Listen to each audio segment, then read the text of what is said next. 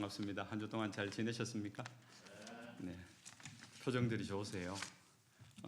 한 주 올 때마다 여러분 표정들이 밝은 모습을 볼 때 은혜가 전념이 되는 것 같습니다.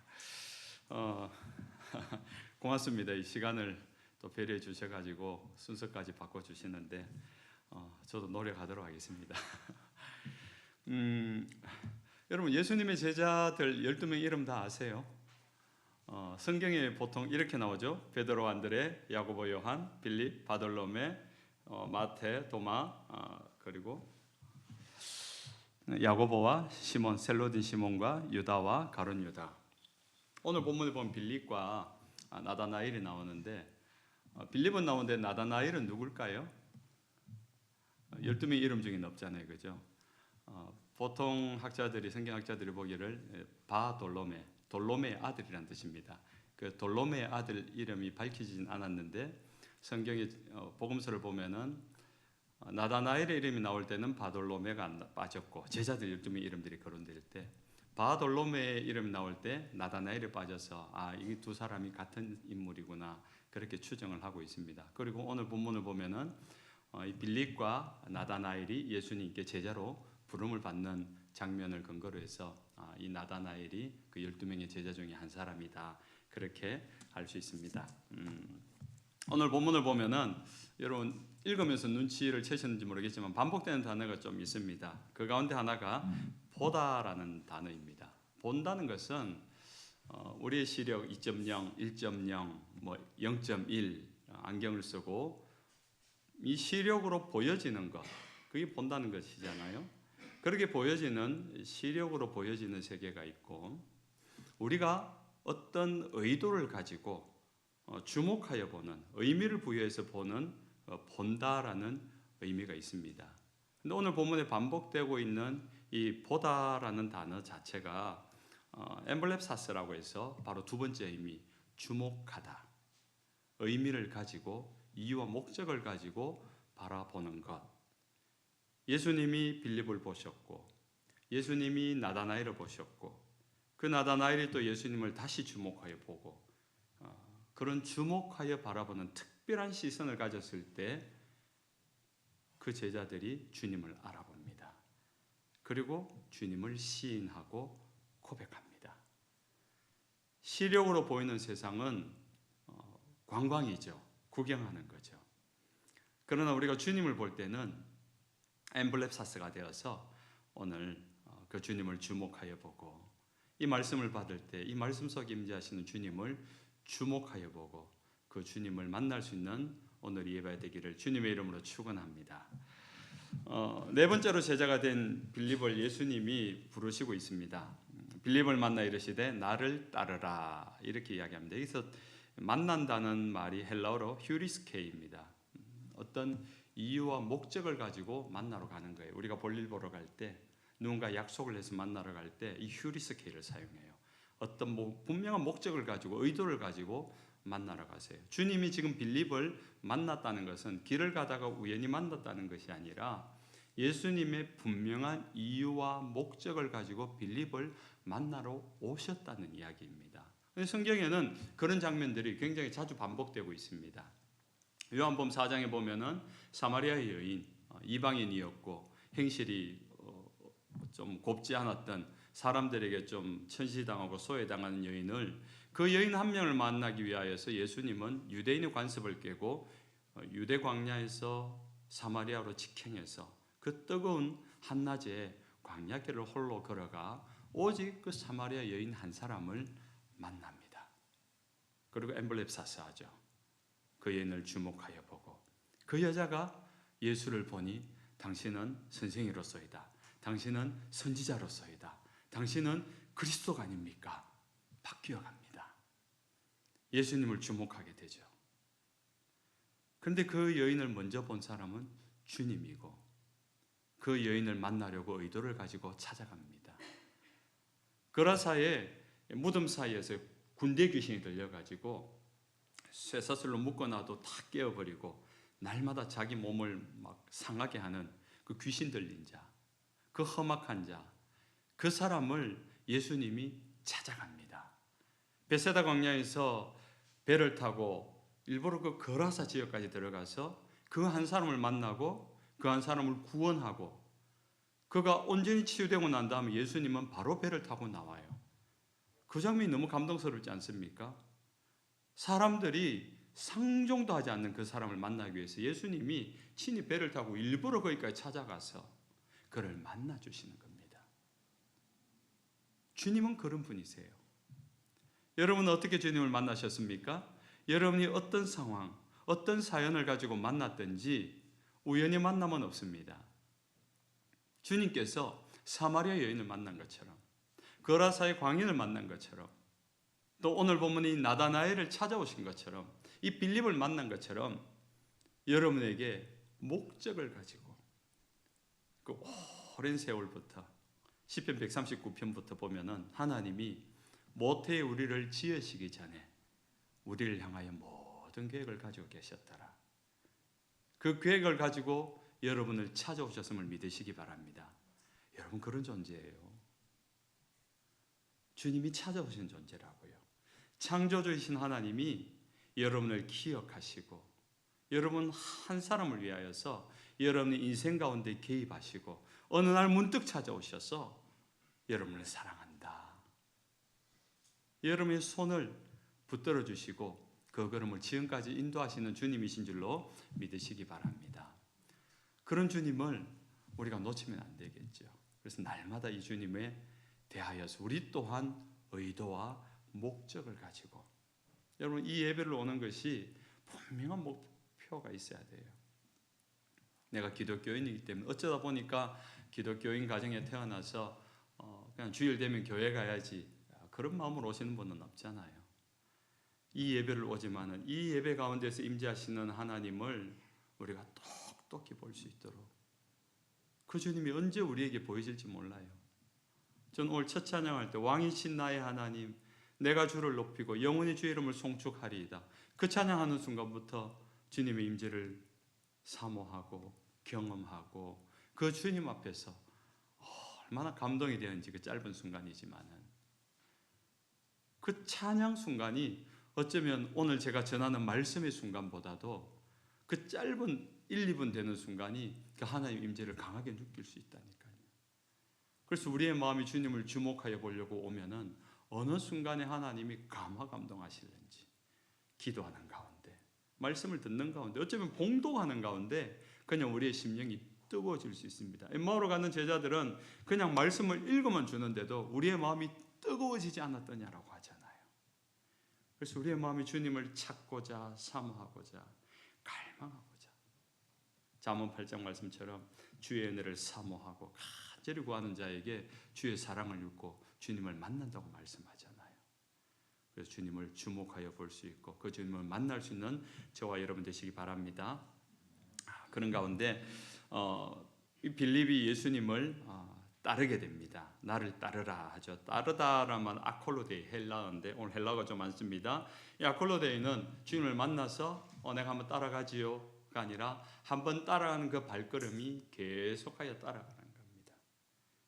이 지속적인 따름을 이야기하는 겁니다. 그럼 예수님이 이 빌립을 부를 때 너는 나를 따르라라고 했다는 것은 그냥 한번 나를 인정하고 시인하고 한번 만났기 때문에 아는 사이로 있는 것이 아니라 나를 따르라. 어떻게 해요? 지속적으로 계속하여 너의 인생 걸음걸음마다 나를 따라오니라. 이것이 주님의 부르심입니다. 빌립의 내용이 제자로서의 빌립의 사역의 내용들이 성경에 그렇게 많이 기록되지 않아요.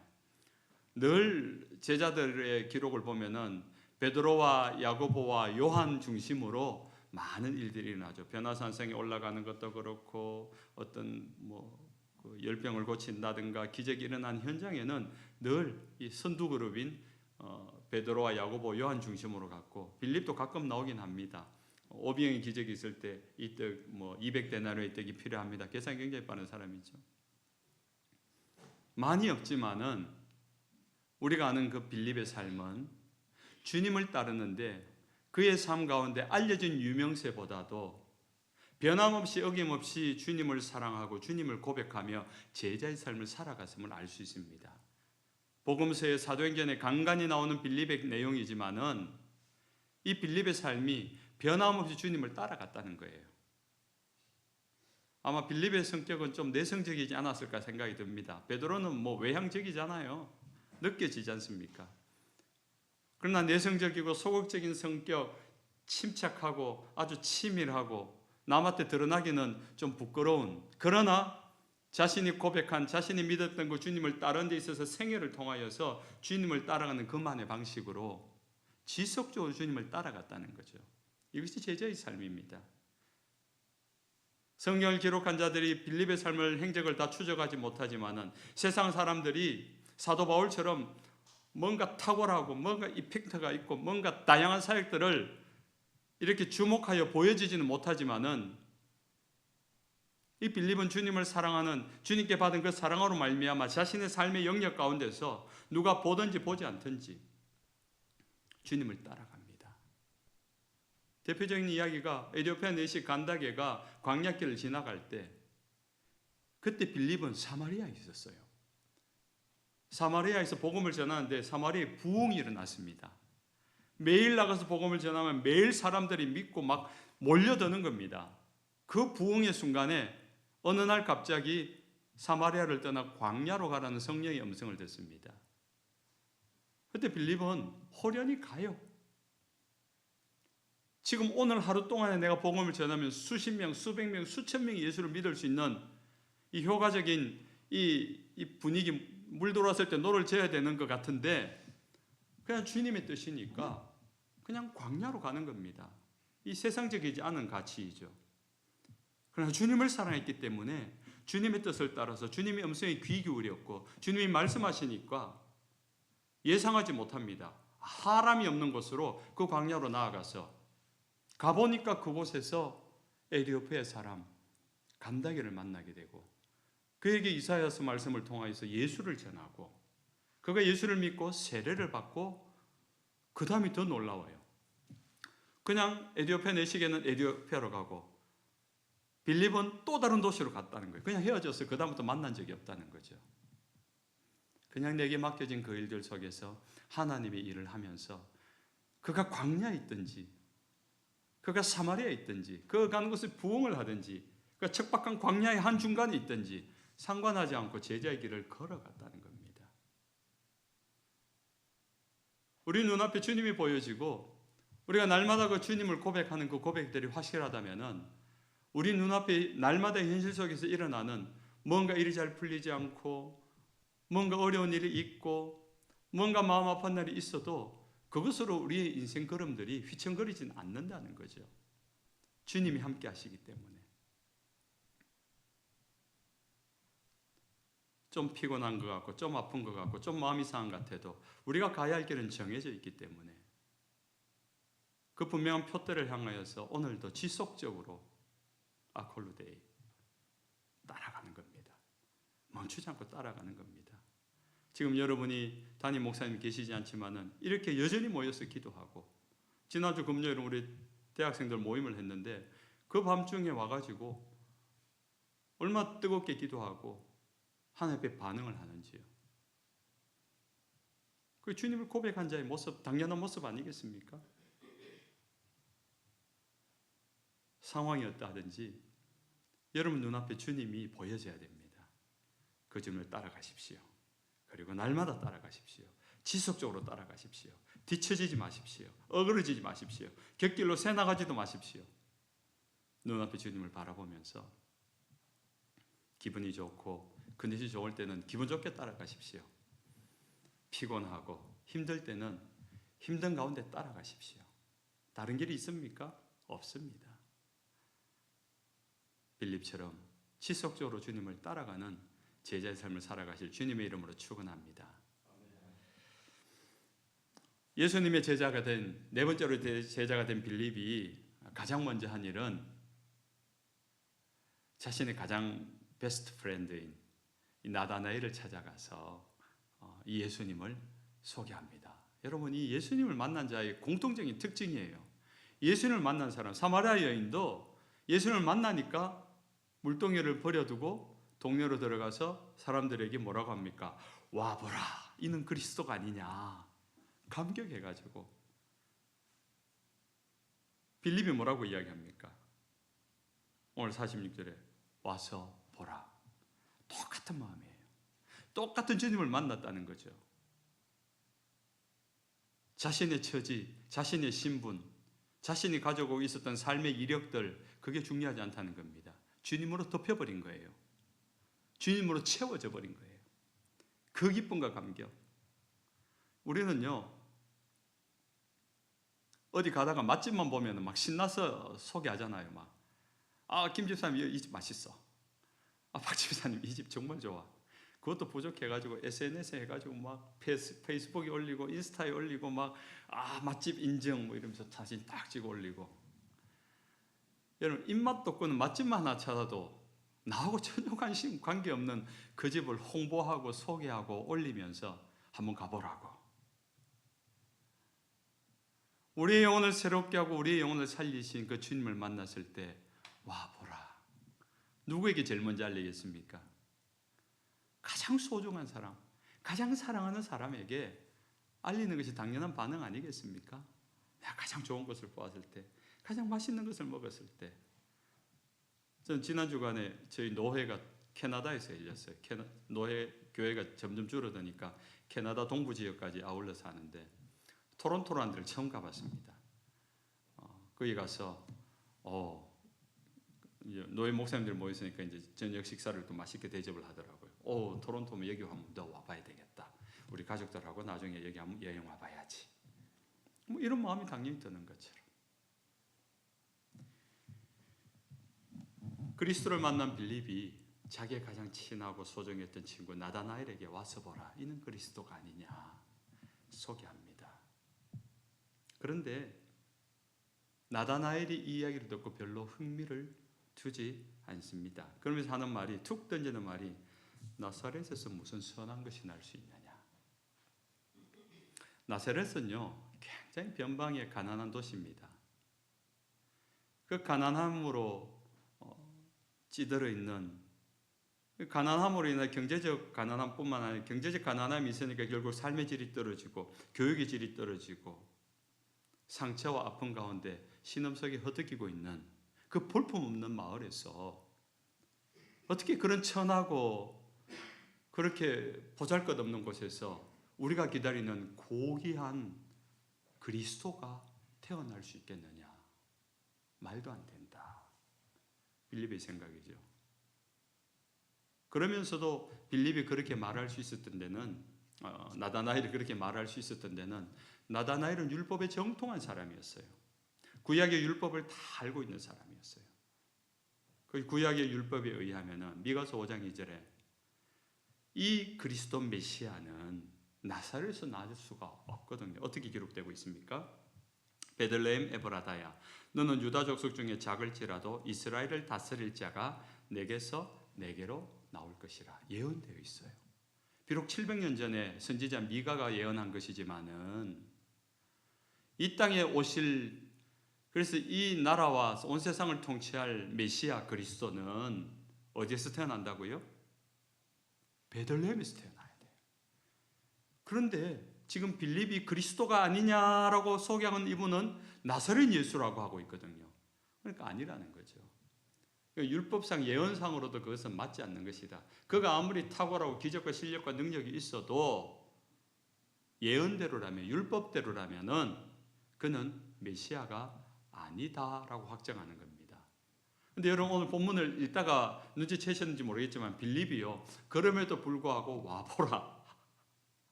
조금만 이렇게 재밌게 읽어보면요, 그 상황을, 두 사람이 대화하는 그 상황을 들어보면은 빌립이 하는 이야기를 나다나엘이 귀 기울여 듣고 조목조목 예수가 그리스도가 아니라는 것을 증명을 하고 이야기를 하고 거절을 해요. 그런데 그것과 관계없이 빌립은 나다나엘에게 그래도 와보라. 읽어보면 이제 여러분 다시 한번 읽어보면은 그 뉘앙스가 느껴질 거예요. 아랑곳하지 않고 와보라. 막무가내예요. 왜 그런 걸까요?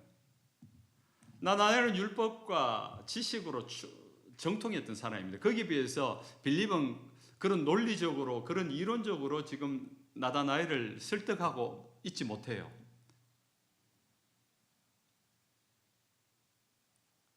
굉장히 중요한 건데, 여러분이 세상에서 전도를 하려고 하는데 여러분 지도교수님, 우리 학생들 여러분 지도교수님에게 예수 안 믿는데 여러분이 믿는 예수님을 전하고 전도할 수 있겠습니까? 특히 그분이 인문학 교수라면은 3단 논법에 의해서 뭐 인문과 철학을 가지고 여러분에게 더 논리정연하게 예수는 없다 뭐 이렇게 말하면은 여러분 어떻게 전할 수 있겠습니까? 기가 팍 죽을 수밖에 없죠. 근데 방법이 하나 있어요. 이 빌립의 방법이에요. 내가 만났거든. 내가 경험을 했거든. 뭐 나는 율법도 모르겠고 이론도 모르겠고 성경이 어디에 근거한지도 모르겠지만 내가 만났는데 이건 사실이잖아요. 내가 경험해 버렸는 걸, 내가 만나고 내가 경험해 버린 그 하나님, 그 성령님을 부인할 수 없는 겁니다. 이론으로 논리로는 설득은 안 되지만은 내가 만난 주님 와서 보세요. 이번 주일 와서 설교 한번 들어보세요. 하나님의 말씀 한번 들어보세요. 이번 주 시작하는 성경부 교수님 한번 들어보세요. 한번 참석해 보세요. 막무가내로 포기할 수 없어요. 왜? 내가 경험한 하나님이니까. 내가 만난 하나님이니까. 부인할 수 없는 하나님이니까. 이 설명할 수 없어요. 사실 하나님을 다 설명할 수는 없는 존재잖아요. 유한한 인간이 무한한 하나님을 어떻게 설명하겠습니까? 그래서 하나님 우리에게 계시형을 주시는 겁니다. 깨달을 수 있도록. 그래서 예수를 믿는데 막 대학 교수님 석사 박사 해야지 이해되는 복음이 아니잖아요. 그런 똑똑한 사람도 그렇게 예수를 믿지만은 글씨 자체를 모르는, 문자를 모르는 분도 예수를 만나고 믿게 돼요. 근데 그들이 만난 예수님이 지성적 차이가 있고 지적 수준의 차이가 있어도 믿는 예수님은 같은 예수님이라는 거죠. 그들이 받는 구원은 같은 구원이라는 거죠.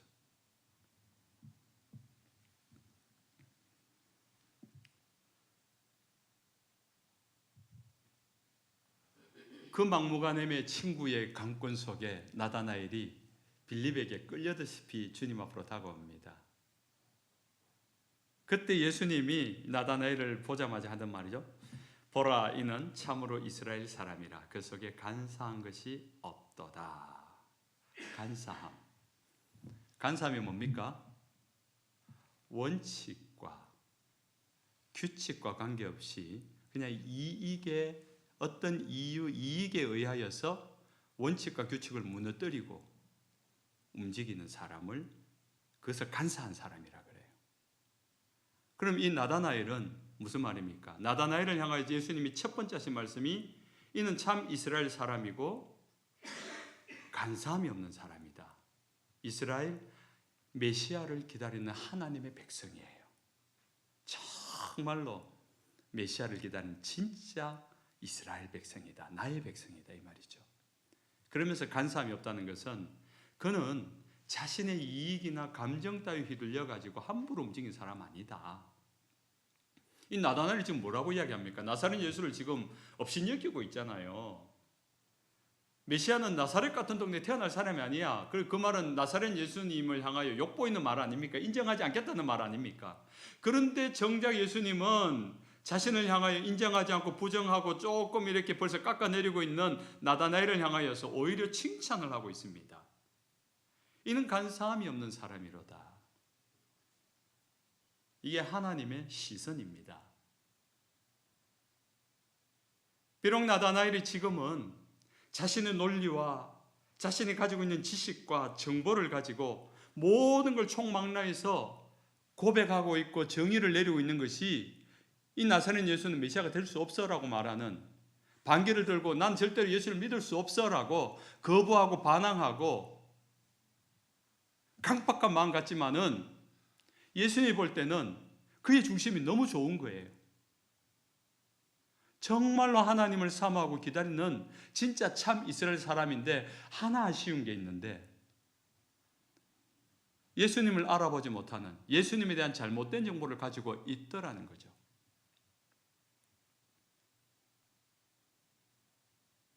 우리가 세상을 살면서 만나는 사람들이 이런 사람이 굉장히 많습니다. 그냥 겉으로 볼 때는 그의 말투와 그의 행동이 너무 강팍하고 너무 고집스럽고 너무 아나무인처럼 저 사람은 도저히 말이 안 통할 것 같은 사람이 있어요.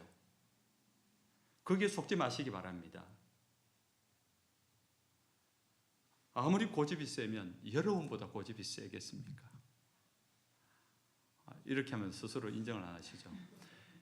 아무리 고집이 세면 여러분의 남편만큼 고집이 세겠습니까? 남편들에게는 여러분의 부인만큼 고집이 세겠습니까? 이렇게 말하면 좀 공감이 되려나요? 우리 모두는 우리의 고집이 있어요.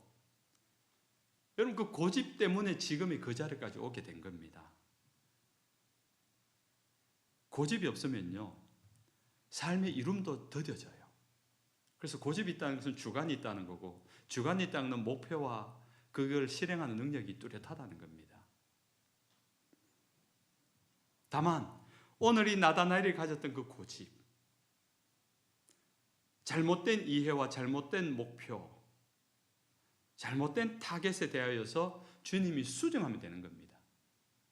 중심은 좋은데 지금 잘못된 방향을 가고 있는 것은 방향만 돌려주면은, 그가 흔들 깃발만 잘 꽂아주면은 이 사람은 어마어마한 재원이 되는 겁니다. 대표적인 사람이 사도 바울 아닙니까? 사울이 기세가 등등하여 예수 믿는 자들을 박해하고 교회를 잔멸시켰다 그래요. 그만큼 교회를 핍박하는 사람이 없었다는 겁니다. 근데 이 사람이 얼마나 똑똑합니까? 가말리엘 문화에서 정말 그 당시 최고의 석학 아닙니까? 그러면서 그의 출신 배경을 보면 엄친합니다. 엄친아. 금수저가 아니고요. 다이아몬드 수저예요. 유대인 중에 유대인, 히브리인 중에 히브리인, 바리새파 중에 최고의 바리새파. 그러면서 로마의 시민권을 갖고 있어. 세상의 권력과 경제력과 학문과 지식과 똑똑함과 인성까지 좋아요. 그런데 잘못 고쳐서 뭔가를 잘못 알아가지고 교회를 잔멸하고 예수 믿는 자를 박해하는 삶을 살아갑니다. 그런데 주님이 만나주시잖아요. 그의 화살표, 방향 화살표를 바꾸어 놓으니까 핍박자였고 박해자였던 그가 순교자가 됩니다. 자신이 핍박했던, 반대했던 그 복음을 위하여 자신의 목숨을 아끼지 않는 목숨건 순교자가 되고 선교자가 됩니다. 이것이 계속하여 성경 속에 나타난, 나다나엘도 그렇게 바꿔가잖아요. 사도 바울도 그렇게 바꿔가잖아요. 베드로도 그런 사람이었잖아요. 주님이 그런 사람을 만나신다고요. 그의 중심을 보시고 그의 삶의 화살표를 바꾸어 줍니다. 그럼 우리 또한 세상을 볼 때 그냥 말투가 나긋나긋하고 예의가 바르고 성품 좋은 사람을, 그런 사람을 전도하려고 하지 말고, 사실은 그가 비록 강박하고 고집스럽지만은 그가 모르고 있기 때문에, 그래서 그를 위해서 기도해야 되고 그를 위해서 복음을 전하기를 두려워하지 말아야 되는 겁니다. 예수님이 계속 이야기합니다. 나다나엘에게 빌립이 너를 부르기 전에 내가 무화과 나무 아래 있을 때 보았노라. 이 알쏭달쏭한 말인데 이 말 한마디에 나다나엘이 항복합니다. 당신은 그리스도입니다. 이스라엘이 기다리는 우리의 왕이십니다. 바로 그 하나님입니다. 이 말이 무슨 말인데? 사람은요 허점이 있어요. 딱 허를 찌르는 주님이 그 말씀을 하신 거예요. 빌립이 너를 보기 전에, 빌립이 너에게 나사렛 예수를 만났다고 너에게 알려서 말해주기 전에, 아니면 어쩌면 빌립이 너가 친구가 되기 전에 그보다 내가 너를 먼저 보았다 이 이야기입니다. 언제 보았다는 겁니까? 무화과 나무 아래 있을 때. 이 무화과 나무가 뭘 의미합니까? 대도시에서는요 하나님의 말씀 토라라고 하는데, 토라는 창세기, 출애굽기, 레위기, 민수기, 신명기, 모세, 오경, 율법을 이야기합니다. 율법이 다 적혀 있어요. 가장 중요한 성경, 구약의 성경입니다. 이것이 대도시에 사는 유대인들은 회당을 만들어서 회당에서 정기적으로 공부를 해요. 이 율법, 그 당시 두루마리 성경이, 구약의 이 토라는요 굉장히 구하기 힘들었어요. 가치로 따지면은 한 사람이 1년 연봉에 해당할 정도로, 그러니까 웬만한 사람은 함께 개인 소양을 할 수 없는. 그런데 지금 이런 시골 마을 같은 데는 회당도 잘 없잖아요.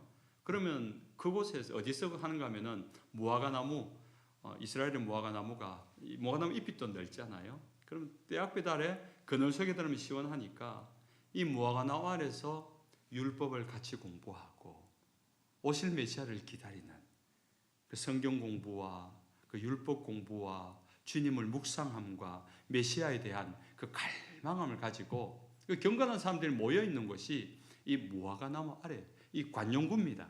무화과나무 아래 있었다. 오늘 무화과나무 아래 간다 그러면 제가 율법 공부하러 가는구나. 하나님 말씀 배우러 가는구나. 이런 의미인 겁니다.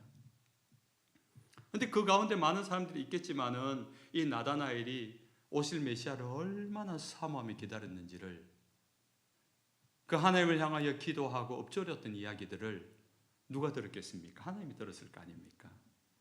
어쩌면 하나님만이 알 수 있는 그 이야기를 생전 본 적도 없고 오늘 지금 처음 만나고 있는 예수님이 내가 무화과나무 아래에서 뭐 했는지를 말씀하시니까 그분이시구나. 그 한마디에 자신의 모든 경험, 어떤 생각들 다 내려놓고 고백하는 겁니다. 주님을 갈망함이, 오실 메시아를 사모함이, 날마다 무화과나무 아래 가서 주님을 기다리는 그 마음이, 누구도 몰랐는데, 친구인 빌립도 잘 몰랐을 텐데 지금 내 앞에 처음 보는 이 나사렛 예수가 그걸 알고 있다니, 그걸 안다면 이분이 메시아 맞다 인정하고 시인하게 된 것입니다. 당신은 하나님의 아들이시요 당신은 이스라엘의 임금이로소이다 고백합니다. 나다나엘은 혼자 고민하는 일을 예수님이 보셨고 알고 있다는 사실에 예수님을 시인하죠. 그러자 주님이 또 한 번 더 말씀합니다.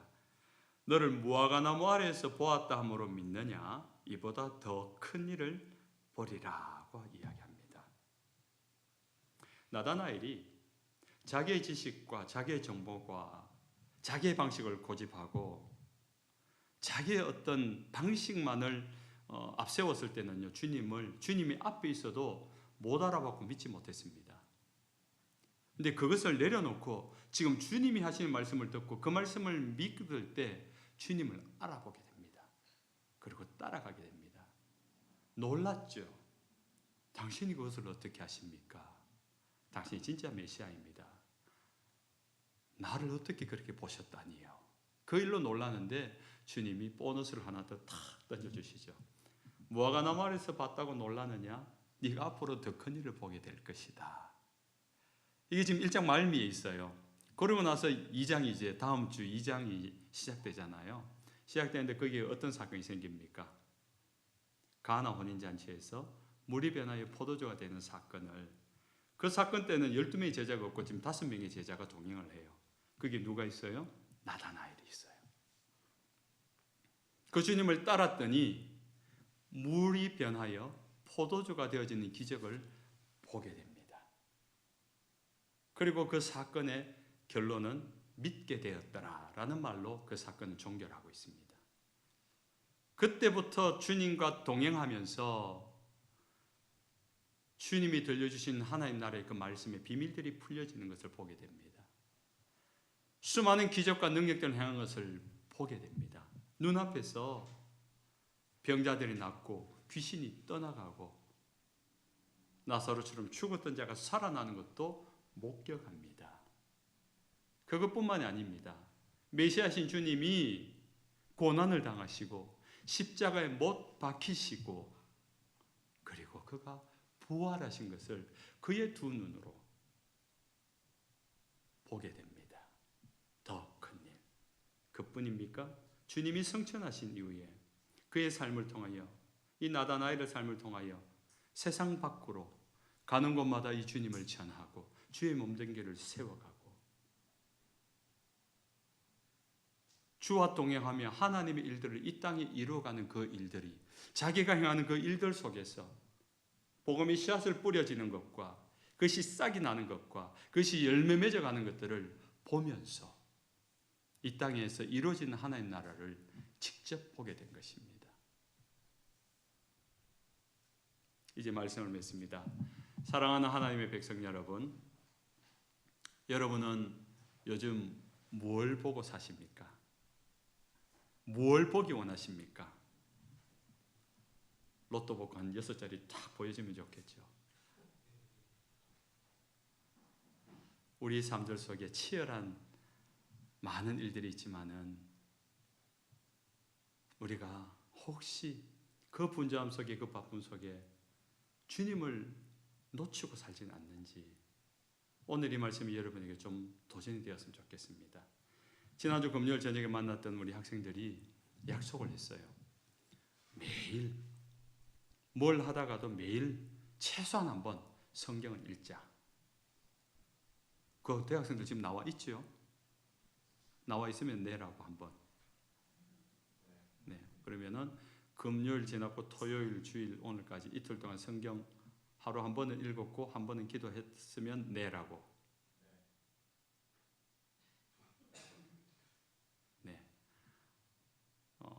금요일 날 꼭 검사해요 이거.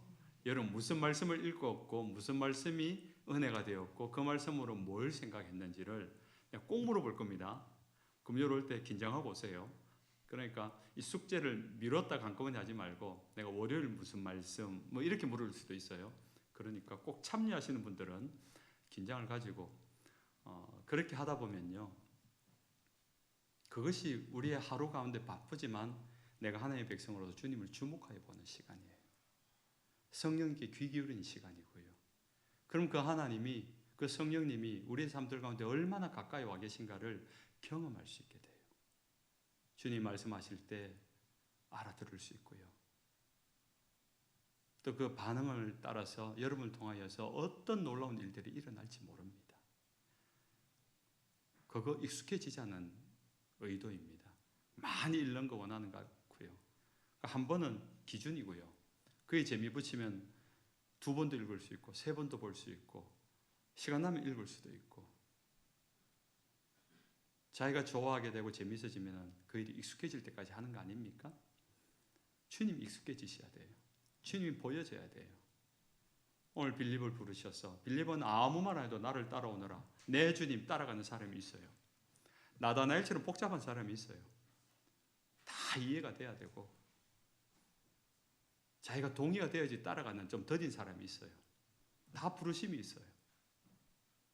근데 중요한 것은 그 주님을 보았느냐, 그 주님이 말씀하신 것을 들었느냐. 듣지도 못하고 보지도 못하는데 어떻게 믿고 어떻게 따라갈 것입니까? 그래서 우리가 주님을 주목하여 봐야 됩니다.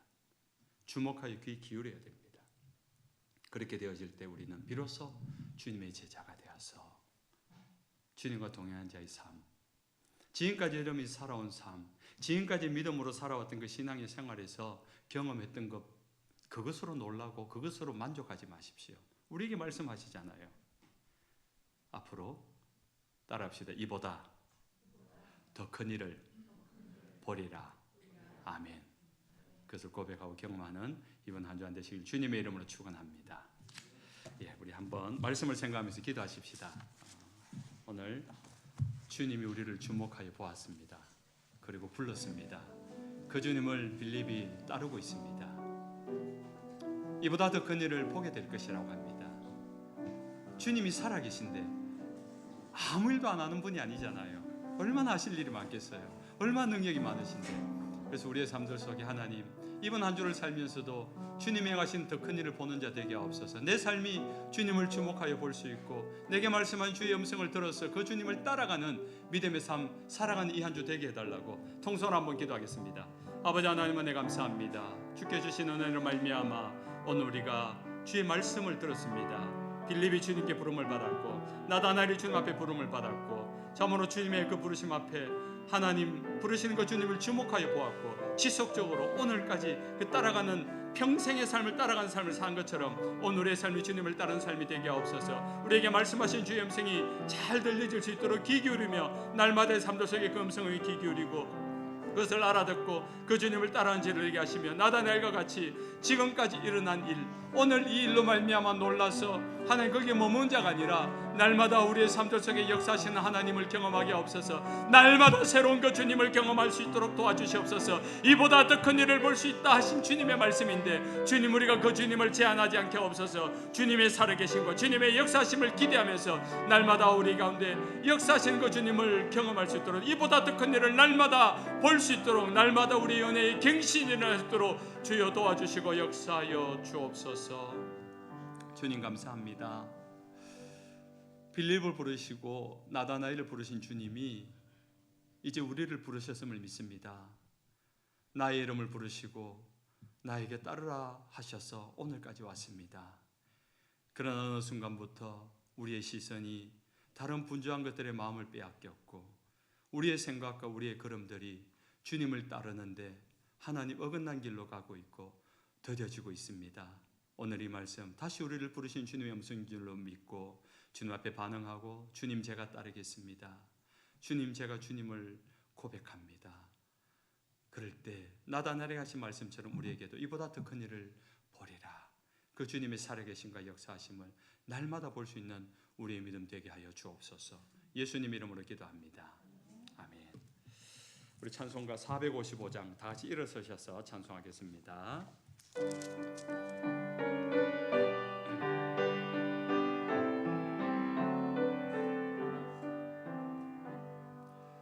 주님의 마음을 본받는 자 그 마음의 평강이 찾아오는 험악한 세상을 이길 힘이 하늘로부터 임함이로다. 주님의 마음을 본받아 살면서